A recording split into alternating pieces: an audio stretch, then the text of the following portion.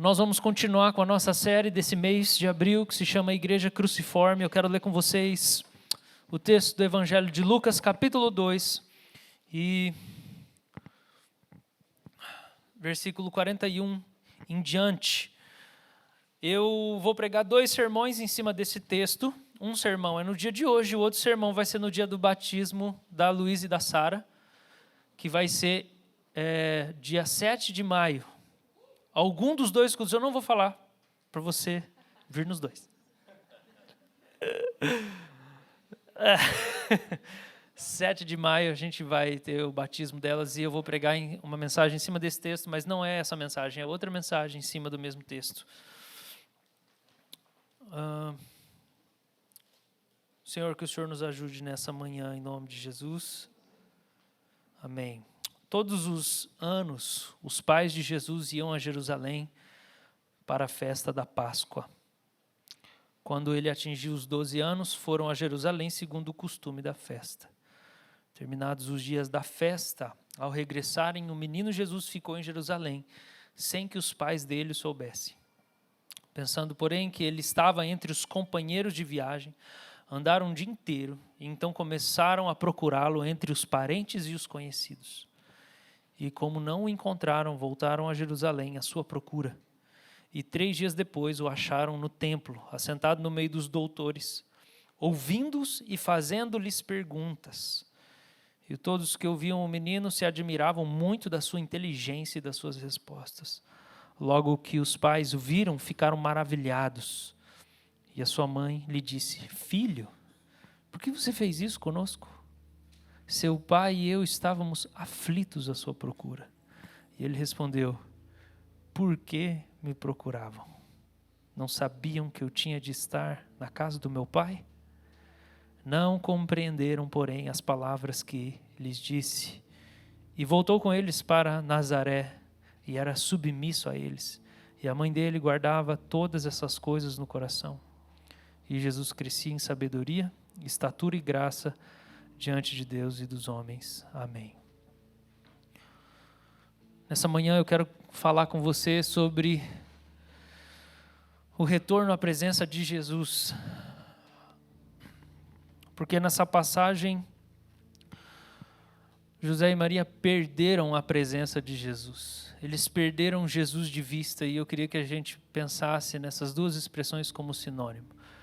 Perder Jesus de vista significa estar fora da presença dele. Significa que você pode até saber que ele está bem, mas você não consegue estar perto o suficiente para contemplá-lo, para ver o que ele está fazendo, para ver onde ele está. E essa passagem fala sobre como Jesus foi perdido. Você talvez prestou atenção ou não, essa passagem está no Evangelho de Lucas e não tem outro paralelo para ela. Ela não se repete no Evangelho de Mateus, nem no Evangelho de Marcos, onde geralmente a gente tem o paralelo dos Evangelhos sinóticos. Ela também não está no Evangelho de João.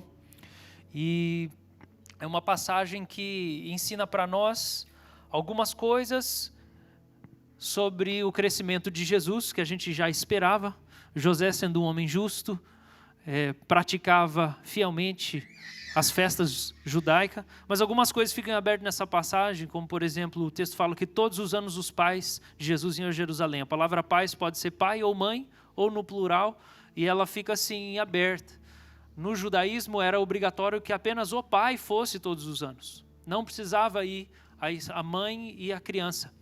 Então pode ser que José fosse todos os anos, com 12 anos, pode ser que tenha sido essa a primeira vez que Jesus foi junto com José, e daí Maria vai junto. E algo interessante sobre essa passagem que um comentarista fala é que a palavra iam a Jerusalém é uma palavra que se repete algumas vezes no Evangelho de Lucas, sempre para falar da ida a Jerusalém. E no capítulo 9 de Lucas, quando fala que Jesus ia a Jerusalém, é a mesma palavra, mas dando a entender que durante toda a vida de Jesus, desde a sua adolescência, da sua pré-adolescência, Jesus já tinha o hábito de ir a Jerusalém. E se indo a Jerusalém, talvez, sendo a primeira vez aqui, ele já tivesse uma revelação clara de que ele era o Filho de Deus, de que Deus era o Pai dele, de que ele tinha uma missão a cumprir, talvez com 12 anos ele já soubesse que ele seria crucificado. E ele ia para Jerusalém, cumprir os ritos judaicos, e todas as vezes ele sabia que um dia ia ser a última vez que ele ia para Jerusalém. Esse texto fala que quando eles voltam de Jerusalém, Jesus não é encontrado por José e por Maria. A gente vai falar um pouco mais sobre isso na segunda vez que eu for pregar em cima desse texto. Então José e Maria procuram Jesus. Eu estou repetindo a história só para ela ficar bem clara na sua mente. José e Maria começam a procurar Jesus entre os parentes da peregrinação, entre aqueles que foram para Jerusalém e voltaram, e procurando e perguntando, eles não encontram. Então eles decidem voltar, e só 3 dias depois eles encontram Jesus. Te lembra alguma coisa? 3 dias depois que Jesus aparece, alguns sinais aqui sobre a crucificação, sobre o Calvário, ele é deixado para nós nessa passagem. Quando Maria encontra Jesus, ela tem uma conversa com ele parecida com a conversa das bodas de Caná. Não sei se você lembra. Maria chega e fala assim: Jesus, o vinho acabou. E Jesus fala: que tenho contigo, mulher? Jesus não foi mal educado, mas ele tratou ela com um pronome de impessoalidade. Não é mamãe, não é querida, é mulher. Não era falta de educação. Na língua grega não era falta de educação a palavra que Jesus usou, mas a gente percebe que Jesus está assim: além de um vínculo com você, eu tenho um vínculo com o Pai, eu sigo uma agenda. Não é porque o vinho acabou da festa que eu tenho que fazer o que você quer. Eu sigo uma agenda do Pai, uma agenda do céu. Acontece que depois Jesus, vai falar com o Pai, e o Pai fala: faz o que a tua mãe está falando e transforma água em vinho. E Jesus transforma a água em vinho. Essa passagem é um pouco parecida, porque Maria chega, conversa com Jesus e fala: por que você fez isso com a gente? Verso 48. Por que você fez isso com a gente? E a resposta dele a pergunta dela: você fez com a gente, o seu pai e eu estávamos aflitos. E a resposta dele é: por que vocês me procuravam? Vocês não sabiam que eu tinha que estar na casa do meu pai. Eles não entenderam. Assim como os discípulos não entenderam nada até que o Espírito Santo fosse derramado. As palavras ficavam em suspenso, assim como você sabe um monte de versículo, não sabe o que significa, até que o Espírito Santo venha e ilumine você. Então Jesus volta para Nazaré, mas ele é submisso. E Lucas faz questão de deixar claro isso. Jesus não é escravo da agenda dos pais terrenos dele, ele segue a agenda do Pai do céu. Maria vira e fala assim: mas o seu pai estava aflito. E Jesus: mas o meu pai do céu me queria aqui na casa. E ao mesmo tempo Jesus não é um adolescente rebelde, porque o texto termina dizendo que ele era submisso aos seus pais. Então a gente falou um pouco sobre esse texto no nosso pequeno grupo essa semana, como é ser um pré-adolescente cheio do Espírito Santo. Eu nunca ouvi uma pregação dessa no grupo de jovens. E é a única passagem que fala sobre a postura de Jesus como adolescente e pré-adolescente. Sem pecado. Imagina, um pré-adolescente sem pecado, é quase que não existe mesmo. É só Jesus. Mas eu quero nessa manhã focar com você na presença de Jesus. E eu não sei o que você entende sobre a presença de Jesus, o que vem na sua mente sobre a presença de Jesus, mas eu me lembro de um documentário que eu assisti anos atrás. Eu devia ter, não sei, uns 16 anos. Eu fui dormir na casa do Digo. O Digo, lá da Congrega Church. E a gente, de madrugada, estava assistindo um documentário do avivamento das Ilhas Fiji. Não sei se alguém já viu esse documentário. Avivamento das Ilhas Fiji. Eu acho que deve ter no YouTube, é de 90, sei lá. E no documentário aparecia que quando o avivamento desceu nas Ilhas Fiji, existiam algumas tribos onde a água era contaminada e ninguém podia beber, que as pessoas ficavam doentes, morriam. E as frutas não vingavam, a colheita era muito pouca, muito escassa. E quando o avivamento veio, em questão de dias, a água simplesmente ficou limpa. A água ficou limpa. E ela ficou potável. A cor da água mudou. E eles mostram no vídeo o tamanho dos cachos de banana. Porque tinha umas bananinhas desse tamaninho, porque o solo era infértil. Mas quando a presença de Deus vem, ela torna o solo fértil. E essa é a mensagem de Gênesis tantas e tantas vezes, porque as esposas dos patriarcas são estéreis. De Abraão, Isaac e Jacó, elas são estéreis. Mas Deus sempre vai e abre a madre. Ele sempre vai e traz fertilidade. E Deus está ensinando que Ele é quem gera a vida, em qualquer aspecto. Seja a vida biológica, seja a colheita, seja a vida física, seja algum tipo de cura que a gente precisa. Qualquer tipo, vida na alma. Uma alma só com tristeza e angústia, Deus gera alegria. Ele traz paz, Ele traz ânimo. Ele é quem traz fertilidade, é o dono da vida. E eu lembro desse documentário das Ilhas Fiji pensando, a presença de Deus pode mudar a agricultura de uma região. A presença de Deus traz efeitos perceptíveis, muda a economia. E eu sempre liguei esse texto a um salmo que fala assim, das palmeiras que estão plantadas nos átrios do templo, porque elas crescem de maneira mais vigorosa. Eu não sei o que você pensa sobre a presença de Deus, mas quando eu penso na presença de Deus, eu penso que ela é o fim último de toda a obra da cruz. A nossa grande esperança como discípulos de Jesus é o dia em que nos encontraremos face a face com Ele, estaremos na Sua presença, de uma maneira em que agora a gente ainda não pode estar. A gente pode ter alguns relances, a gente pode ver um pouco, provar um pouco dos benefícios da presença, mas o destino final daqueles que foram redimidos é serem colocados diante dEle outra vez. Esse deveria ser o maior anseio do nosso coração. Essa deveria ser a nossa maior esperança. O que a presença de Deus pode fazer conosco hoje, se nós sabemos que quando Ele se manifestar, nosso corpo corruptível será revestido de incorruptibilidade num piscar de olhos. Porque estaremos diante dEle, na presença dEle, eterna, majestosa, gloriosa, santa, amorosa presença, que muda tudo por onde passa.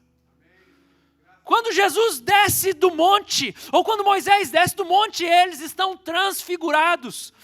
A roupa deles está reluzente. E quem registra, eu acho que é Lucas, ele faz questão de falar assim, porque a roupa de Jesus estava branca, como nenhuma lavadeira poderia deixar.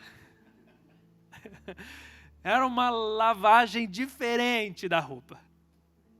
Agora, a gente pode lavar a roupa para ela ficar branca. A gente pode pôr fertilizante na terra para a banana ficar um pouco mais gordinha. Mas esse sempre foi o problema da humanidade. É que nós podemos fazer sem Deus aquilo que Deus tem paixão de fazer conosco. Nós devíamos amar a presença do Senhor, ser o povo da presença. Quando Moisés vai tirar o povo do Egito, ele para no monte, sobe para falar com Deus. E quando ele está... Eu estou gostando. Você botou a musiquinha de fundo aqui? Aumenta aí, que está gostosinho. Tem um pianinho. Para Isabela dormir. Minha filha, você vai ser abençoada. Coisa linda. Moisés para no monte. E Deus fala assim, vai lá Moisés, tira o povo daqui. E Moisés fala assim, Deus, esse povo aqui é complicadinho, Deus. Não quero não. Aí Deus fala, o meu anjo vai. O anjo. Moisés fala, não, Deus, legal o anjo. Mas não quero o anjo não. Eu só vou se a tua presença for. E Moisés faz uma declaração ali importantíssima, que ele fala assim, Senhor, por acaso não é a tua presença que nos distingue das outras nações? Essa é a única diferença que a gente tem. Nós temos Deus. Inteligência, integridade moral, tá bom. Será que nós temos mais? Não sei. Mas sem Deus a gente consegue alcançar muita coisa. Mas quando a presença dele vem, ela faz coisas de maneira inigualável. Então o que a gente quer dizer com essa presença de Jesus? É uma manifestação notória de que Ele está ali. É a interação de Deus com a humanidade, é a interação de Deus com a criação. É quando Deus entra no palco.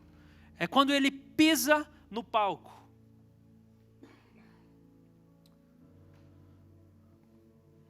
Esse texto de Efésios 1 fala para a gente assim, que antes da fundação do mundo, Deus nos escolheu nele para sermos santos e irrepreensíveis diante dele, em amor.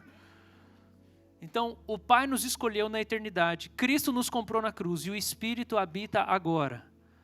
A expressão diante dele é a expressão usada em todo o Antigo Testamento para falar da presença de Deus. São presenças sinônimas, face de Deus, presença de Deus, diante de Deus, estar diante de Deus. O apóstolo Paulo diz, nós fomos escolhidos antes da fundação do mundo, fomos em Cristo comprados para sermos santos e estarmos na presença de Deus. O objetivo da cruz é a presença, é para a gente ser restaurado para a presença. E a cruz é o único caminho para a presença de Jesus. Mas hoje ela não é de madeira para nós. O que é a cruz para nós hoje? A cruz hoje são circunstâncias desagradáveis da nossa vida que têm forma de cruz. E que se nós abraçamos essas circunstâncias, elas nos levam para a presença de Jesus. A cruz hoje para nós não é de madeira. São circunstâncias que têm forma de cruz. Então a cruz é algum sofrimento pelo qual você está passando, que pode ser a porta de retorno à presença íntima de Jesus que você perdeu um tempo atrás. Porque é só a cruz que pode nos levar à presença. É só pela cruz que o véu é rasgado. É só pela cruz que nós somos lavados e purificados pela palavra e pelo sangue de Jesus para voltarmos a ter comunhão com Deus. Então a cruz é o único caminho para a presença e a cruz existe só para a gente voltar para ter comunhão com Deus restaurada. Como crentes a gente pode perder a percepção do porquê nós fomos salvos. E o objetivo último é para que você novamente tenha uma relação com Deus sem impedimento qualquer. Então, a cruz, meu irmão, minha irmã, que a gente celebrou nessa Páscoa, e porque Jesus morreu na cruz, é para nos levar de volta para o Pai. A presença do Pai, a comunhão com o Pai, um relacionamento com o Pai. E a gente precisa pensar, sabe, eu acho que a gente às vezes, a gente fica meio agnóstico, a gente fica meio descrente. Por quê?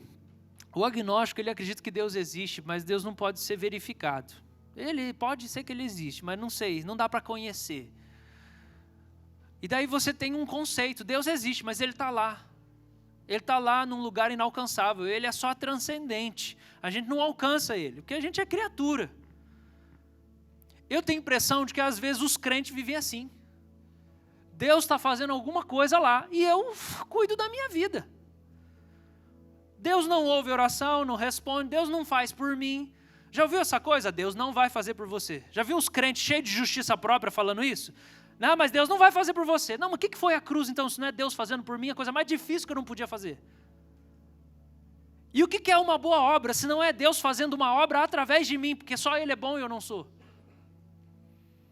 E o que é essa comunhão que Cristo me comprou para viver, se não for Deus vivendo em mim? Agindo em mim, morando em mim, dormindo dentro de mim quando eu durmo, acordando junto comigo, me ensinando até enquanto eu durmo de noite, o meu coração está me ensinando, diz o salmista. Então a gente precisa olhar para a cruz e entender que ela está apontando para a presença de Deus. A cruz não aponta para um martírio genérico, a cruz não aponta para uma ética simplesmente, a cruz não aponta apenas para a reconciliação dos relacionamentos, vamos ser pacíficos, vamos parar de matar uns aos outros. Ela também faz tudo isso, mas a cruz aponta em primeiro lugar para o Pai, para a presença de Deus, que é onde Deus quer que a gente esteja.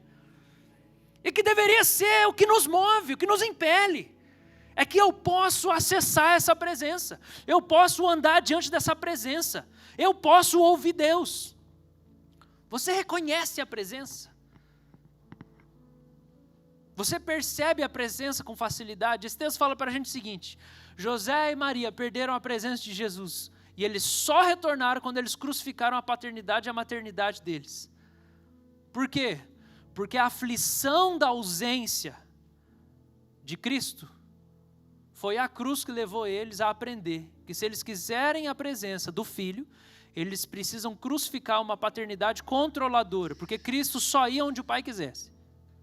Então assim, Jesus sumiu, estou sem a presença, estou aflito, é um sofrimento, é uma cruz, eu estou aflito. Quando eles passam por essa cruz da aflição, eles descobrem o seguinte, que Jesus vai onde Ele quiser. e que ele não tem onde reclinar a cabeça, e que ele tem um pai que não é eles. Então, o que José e Maria precisam? Crucificar aquela paternidade controladora que eles têm, porque Jesus não vai entrar no esquema deles.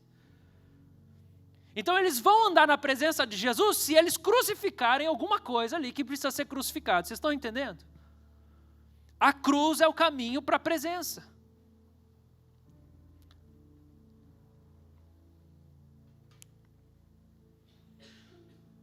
Deixa eu fazer uma pergunta para você.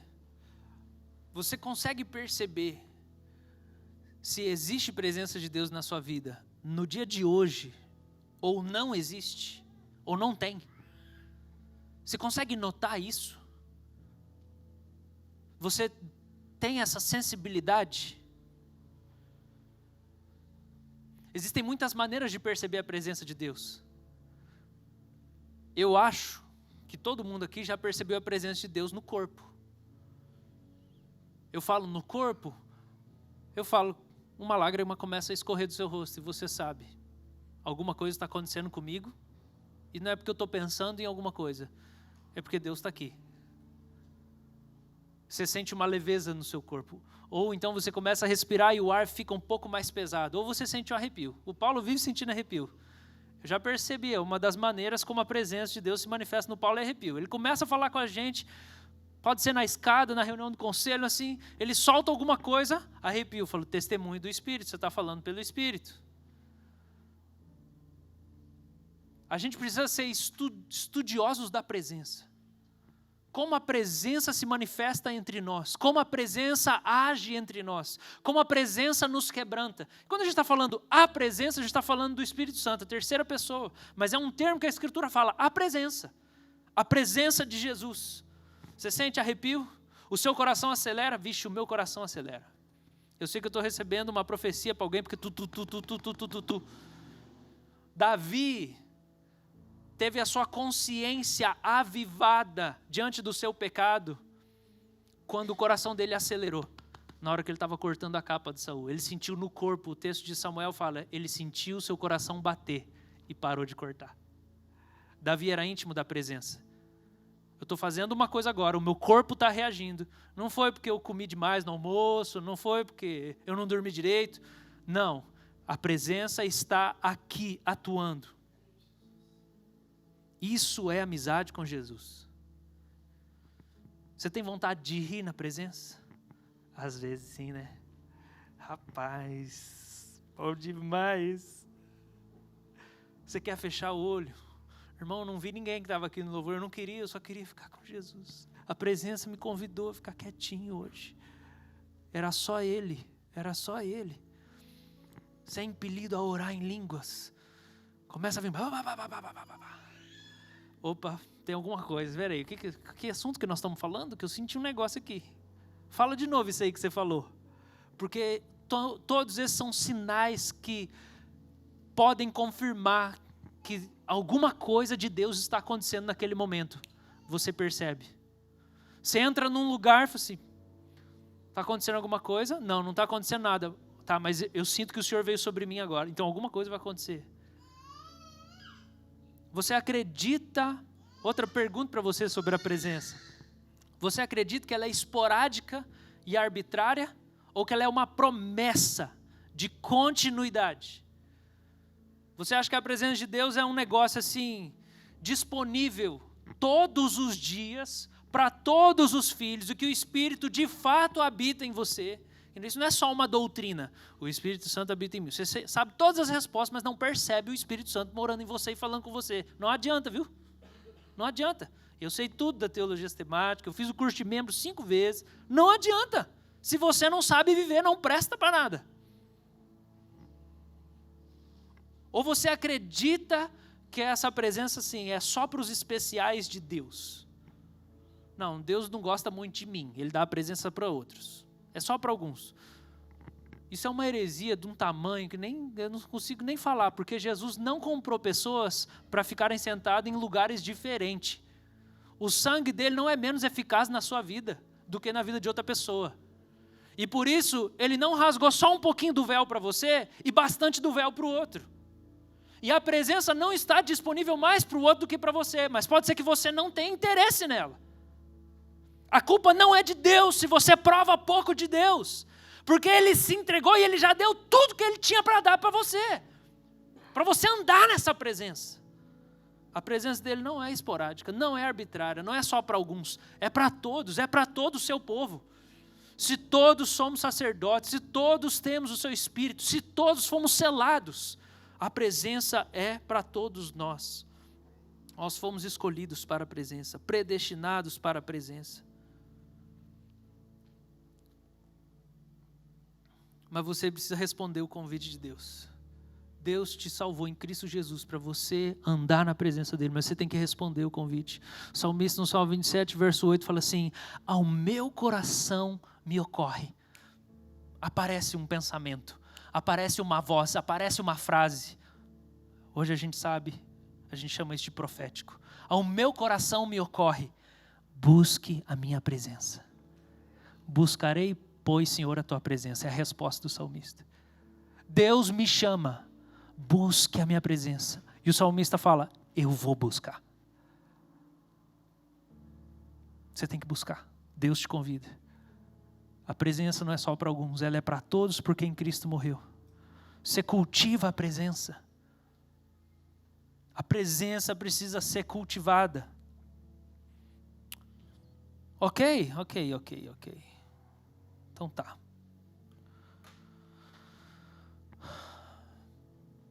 Se você não cultiva a presença, eu vou dizer uma coisa para você. Provavelmente a sua vida cristã se parece muito com Sansão. Porque o texto bíblico diz o seguinte: Sansão foi ungido com o Espírito Santo e ele tinha poder físico, força, de maneira descomunal. Só que porque Sansão não buscava, um dia a presença saiu dele sem ele perceber. Porque ele não se consagrava, porque ele não protegia a unção. O que aconteceu? Ele conta o segredo para Dalila. Dalila corta o cabelo dele. E quando os midianitas vêm... Midianitas, né? Isso. Não? Filisteus.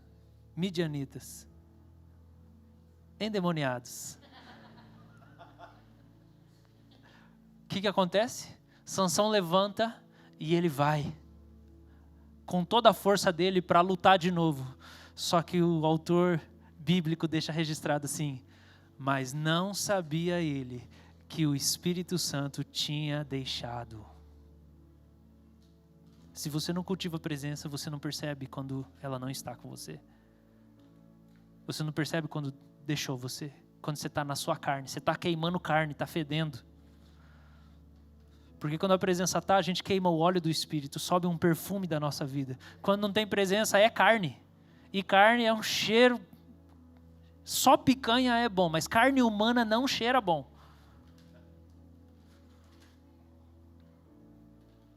Então a primeira lição para nós nesse texto de José e Maria: nós podemos perder a presença de Jesus mesmo sendo íntimos dele. José e Maria eram muito íntimos de Jesus. Dormia com ele, acordava com ele, comia com ele, trocava a fralda dele, ensinava ele a falar. E eles perderam Jesus. Eles perderam Jesus de vista, a presença de Jesus. Eu quero dizer, você pode ser muito íntimo de Jesus, muito amigo de Jesus, e ainda assim você pode perder a presença. Talvez você passou a sua vida toda fazendo aquelas coisas com Jesus. No caso de José e Maria, a peregrinação para Jerusalém. Mas você não percebeu quando Jesus não estava mais. Por quê? Segunda lição: nem sempre a presença de Jesus pode ser encontrada entre pessoas de Deus. Quando José e Maria perdem a presença, onde que eles vão procurar? Nos parentes e nas pessoas que também andavam com Jesus. Todo mundo estava voltando da peregrinação. Eles não acharam Jesus. Nem sempre a presença de Jesus está entre as pessoas de Deus. E eu quero muito destacar isso. Infelizmente, às vezes, pessoas de Jesus fazem a gente sentir a presença do diabo, do inferno, com palavras, porque afinal de contas a presença habita palavras. Deus habita no meio dos louvores. Tem um texto de Salmo, eu não lembro exatamente agora, acho que é o Salmo 4, que fala que Deus está presente na oração daquele que invoca Ele em verdade. Deus está presente em palavras. Mas quando eu falo coisas que ferem, oprimem, machucam os outros, é outra presença que eu atraio, não é a presença de Jesus. Por isso que as pessoas se sentem mal, angustiadas, agoniadas. Não é só emocional, é espiritual. Por isso que o autor de Tiago, ele fala assim para nós, não pode ter duas fontes na sua boca. Não pode ser água doce e água azeda, amarga. Gente, tem que entender, nem sempre estar na igreja é estar na presença de Jesus. Nem sempre ter um pai crente é estar na presença de Jesus. Ter uma esposa crente não significa estar na presença de Jesus. A gente cantou a música do Keith Green hoje, ele falava, não é porque você vai no McDonald's que você é um Big Mac. Não é porque você vem na igreja que você é crente. Às vezes a presença de Jesus não está lá, ela não está com as pessoas de Deus. Não adianta você ser casado com crente, ter uma irmã crente, ter amigo crente. Porque pode ser que quando você chega aqui, num culto, num encontro, a presença de Jesus está disponível para nós. Ela está aqui, mas você não está disponível para Jesus. Ela é uma presença subjetiva, ela pode ser achada, mas você pode estar com o seu coração fechado, não quebrantado, com coisas por resolver com o Senhor. E a busca bem-sucedida pela presença de Jesus leva a dias de tristeza. 3 dias de aflição. 3 dias de tristeza. A palavra aflição aqui significa agonia, tristeza que consome. O zelo da tua casa me consumirá. Para encontrar Jesus, pode ser que leve dias de tristeza. Você já sentiu dor de saudade de Jesus? Você já sentiu a angústia da distância entre você e Deus e perceber, eu estou longe de Deus, meu coração dói? Você já sentiu o vazio de não ter comunhão com Jesus? O salmista sentiu, ele escreve assim, como a corça anseia pelas correntes da água, assim a minha alma tem sede, anseia por ti, ó Deus. Eu tenho sede de Deus, do Deus vivo. Quando poderei estar na presença dEle? Dia e noite as lágrimas têm sido meu alimento, enquanto zombam de mim o tempo todo, dizendo, onde está o seu Deus? Como é que zombam do salmista? Você não tem a presença de Deus. É assim que zombam dele. Você não tem a presença de Deus. E ele está chorando por causa disso. E ele fala, o meu coração se enche de tristeza. Meu coração se enche de tristeza. Porque eu lembro como eu andava com a multidão de adoradores. Frente do cortejo que subia até a casa de Deus. Cantando de alegria e dando graças em meio aos sons de uma grande festa. Por que você está abatido, ó minha alma? Por que você está tão triste? Espere em Deus e ainda voltarei a louvá-lo. O meu Salvador. Buscar até encontrar a presença de Jesus não é uma experiência rápida e limpinha. Não é uma experiência rápida e limpinha. O Senhor promete ser encontrado por quem busca Ele de todo o coração. E isso acaba exigindo de nós, em momentos da nossa vida, atitudes diferentes. Mas geralmente tem relação com choro e jejum. Geralmente tem relação com rasgar o coração. Geralmente tem relação com confissão de pecados. Geralmente tem relação com você perceber e reconhecer que você não tem ouvido a voz de Deus, não tem vivido a vontade de Deus, não está perto de Deus, então você está se doando aos seus próprios projetos, aos seus próprios ídolos, você está confuso no caminho, mas Deus te ama e Ele te chama, e Ele abre os seus olhos, e Ele convida você, e o Espírito Santo faz uma fissura no seu coração, que você sente dor de saudade por Ele, e você fala, eu preciso encontrá-lo, onde Ele está. A busca bem-sucedida pela presença de Jesus leva a dias de tristeza. Não é assim, fui no culto hoje, foi uma bênção. E daí que foi uma bênção? Você saiu ainda em comunhão com Jesus?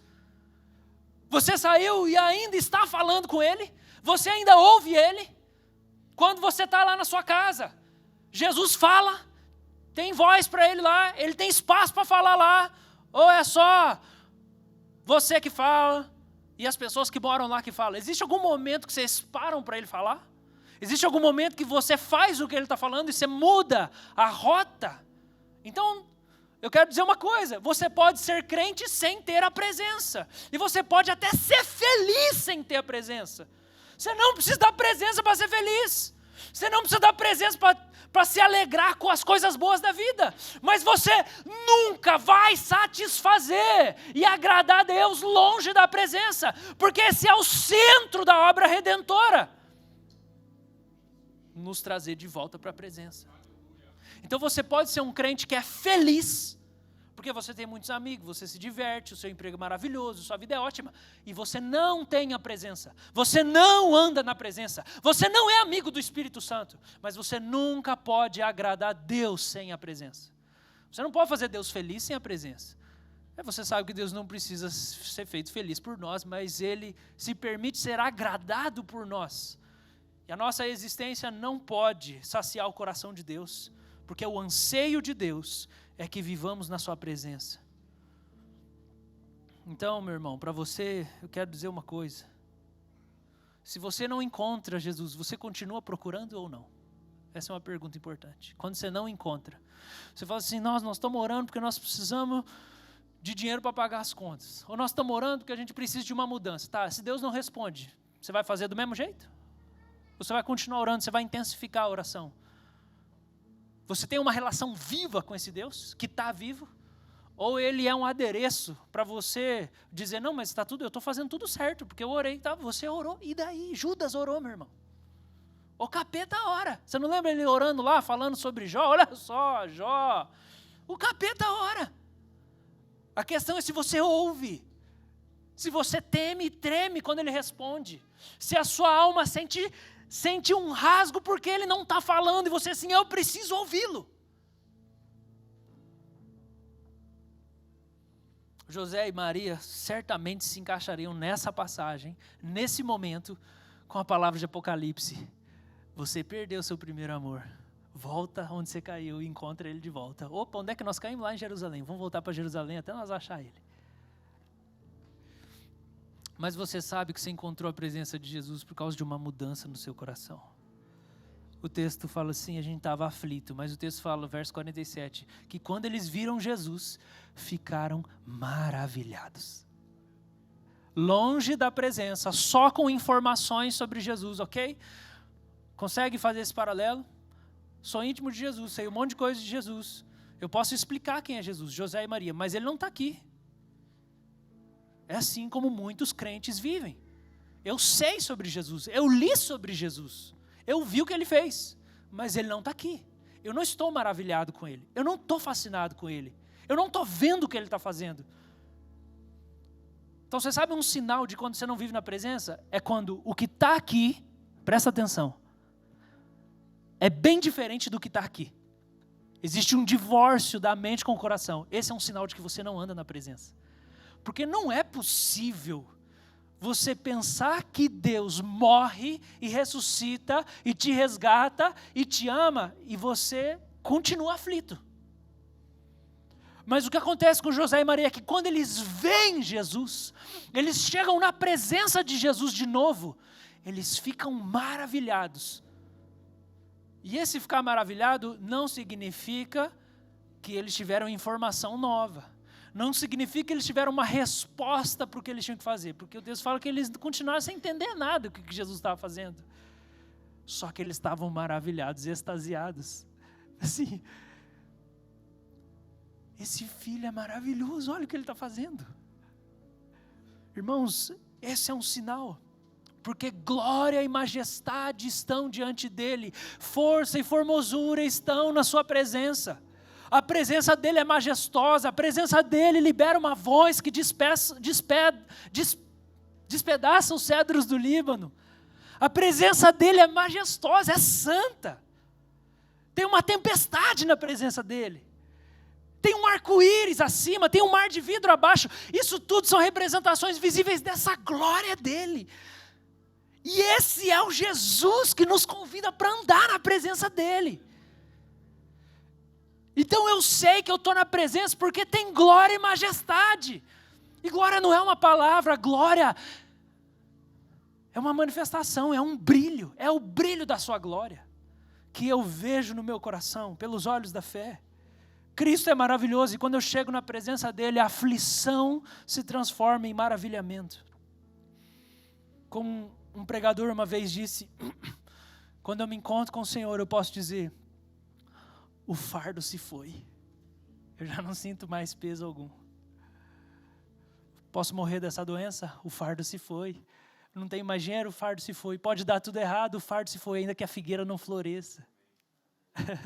Ainda que não haja alimento dos campos. Não tem boi mais. Não está chovendo.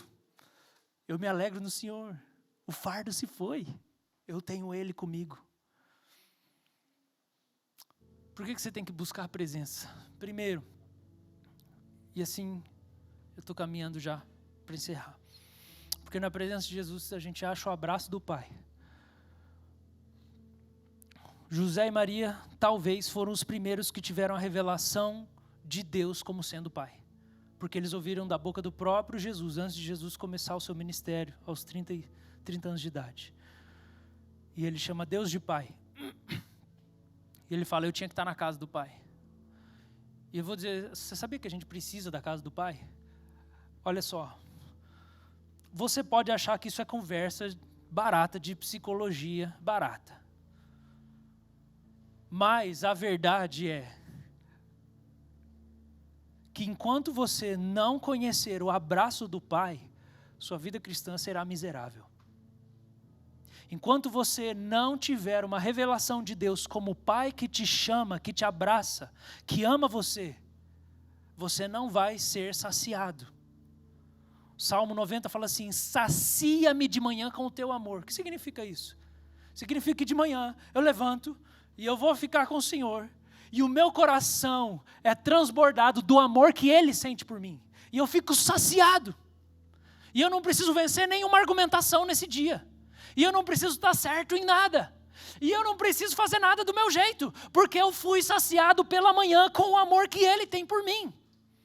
Porque eu não posso amar Ele se Ele não me amar primeiro. Eu não posso devolver uma coisa que Ele não recebia ainda do Senhor. E é só na presença de Jesus que você descobre o abraço do Pai. Não tem outro jeito.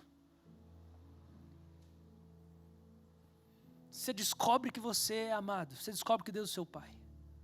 Você precisa da presença, ela revela o Pai. Em último lugar, por que a gente precisa buscar? Porque a presença de Jesus, na presença de Jesus está a sua identidade. Na presença de Jesus está quem você é. Quando eles encontram Jesus de novo, o que eles lembram? Que eles não são donos de Jesus. E nenhum pai, nenhuma mãe é dono do filho que tem. Só que o pecado ele engana a gente. O pecado quer fazer a gente achar que a gente é mais do que a gente é. Eu sou dono.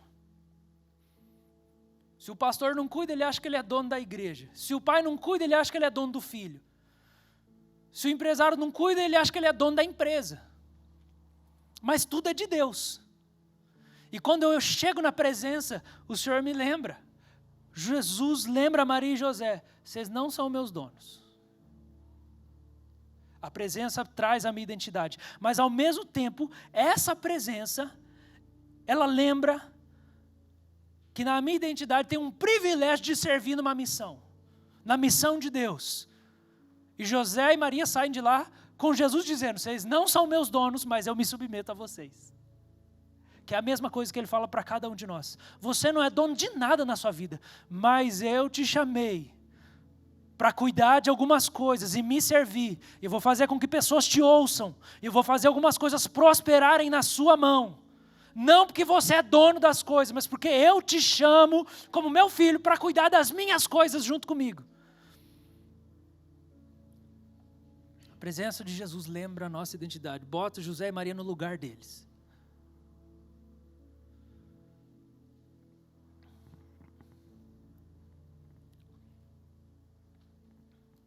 Quero terminar fazendo uma leitura que alguns talvez vão conseguir, outros não vão, porque está bem pequeno. E nós vamos orar. Madame Guion escreve: fazer silêncio e ouvir Deus atentamente começará gradualmente a produzir em você um amor. Tá, tem gente que pensa assim, eu não amo a Deus, eu não sinto essas coisas. certo? Tem gente que fala isso, eu não sinto, isso é coisa de gente mais mística, mais penteca, eu não sou assim, eu sou uma... Não é assim que funciona. Você tem que cultivar o seu coração. A gente é transformado de glória em glória. Fazer silêncio e ouvir Deus atentamente começará gradualmente a produzir um amor em você. Então, se você abre espaço, fica com Deus, gradualmente isso vai mudar o seu coração. Vai para a presença de Deus, que isso gradualmente vai mudar o seu coração. Um amor, vai produzir um amor por essa beleza que é o Senhor Jesus. E essa beleza é gravada em você por Ele. Você quer amar Jesus, você precisa ficar com Jesus. Você não vai amar mais Jesus se você não ficar mais tempo com Jesus. Isso é tão básico. Mas a gente pode estar tão interessado nas profundezas da teologia, das pérolas da intelectualidade, e perde o básico. Você precisa ficar com Jesus para amar Jesus. Tenta encontrar um lugar tranquilo, porque o silêncio externo desenvolve o silêncio interno. E o silêncio externo melhora o silêncio interno, à medida que ele começa a criar raízes em sua vida. Raízes, permanência. Imagina você chegar num dia em que, sem fazer muita força, só lembrando do Senhor, o seu coração enche de lágrimas e você pode dizer, eu te amo, Senhor, rocha minha, como diz o salmista. Eu te amo, Senhor, força minha. Eu não precisei passar muito tempo, sabe por quê? Porque já faz muitos anos que eu estou passando tempo. E daí começa a criar raiz no meu coração. E o meu coração começa a se tornar enternecido. E eu vou me tornando mais íntimo de Jesus. E a presença dele não é mais difícil para perceber. Não é difícil. Está aqui, ó. É impossível você realmente voltar-se para dentro. Viver em seu mais profundo ser, onde Cristo vive, sem amar o silêncio e o retiro. Portanto, agora vou atraí-la, vou levá-la para o deserto e falar-lhe com carinho. Oséias 2,14. A cruz é o único caminho para a presença. Ficar em silêncio é uma forma de cruz, porque a gente é obcecado por falar e dar opinião. Ficar em silêncio e ficar sozinho é uma forma de cruz, porque a gente quer ser celebrado e causar impacto nas pessoas e interação o tempo inteiro. Faz parte de seguir Jesus. A gente precisa da presença dele. Fica de pé, nós vamos orar. Você precisa construir isso. Mas isso não impede que você seja tocado nessa manhã.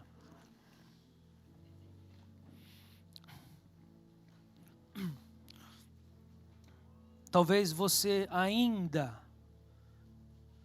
ouviu essa mensagem e pensou, eu não tenho força para isso. Eu não tenho força. Essa semana eu vi o testemunho de uma moça que estava vivendo, ela estava morando com uma outra moça, vivendo lesbianismo, e tinha deixado a vocação dela, tinha deixado de ministrar o Senhor em adoração. E ela foi fazer um aconselhamento lá, e a conselheira disse para ela o seguinte, o Senhor me mostrou que você tem um negócio com adoração. Eu vou te dar só uma tarefa. Você vai adorar 2 minutos por dia. Só isso? Só. Você não vai orar por mim? Não. Você vai adorar 2 minutos por dia, todo dia. A namorada dela pega o Covid, daí tem que ficar em isolamento. Daí ela fica 1 semana, 2 minutos por dia. Quando ela está lá começando a adorar, diz que não deu nem 1 minuto. Uma mão começou a estrangular ela aqui e sufocar ela. E daí ela falou assim, mas estou sendo sufocado. Estava com essa moça que estava aconselhando. Ela falou assim, então, eu estou vendo. Fala para ele sair. Falou, sai.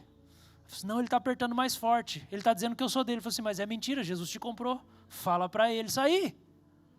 Sai, eu não pertenço a você. Eu sou de Jesus. Saiu vermelhão aqui. Passa a quarentena do Covid da namorada, ela pega o Covid e fica 14 dias, 2 minutos por dia adorando. E ela perguntava assim, mas eu não posso mais que 2 minutos? Porque aquilo só despertou a identidade dela. Ficar na presença de Jesus. Ela falou, tá bom. Então vai ser no mínimo 2 minutos. Ela não falou para ela, deixa o lesbianismo, para com isso, para de fumar, para isso que fica 2 minutos com Jesus todo dia. Põe um louvor e adora só faz isso, não faz mais nada. O fim da história é que Jesus restaurou todas as coisas. Porque a presença dele é poderosa. Um dia na sua presença vale mais que 1000 em qualquer outro lugar. Deus pode fazer em você, em 1 minuto, mais do que você há 10 anos está tentando se consertar, se curar.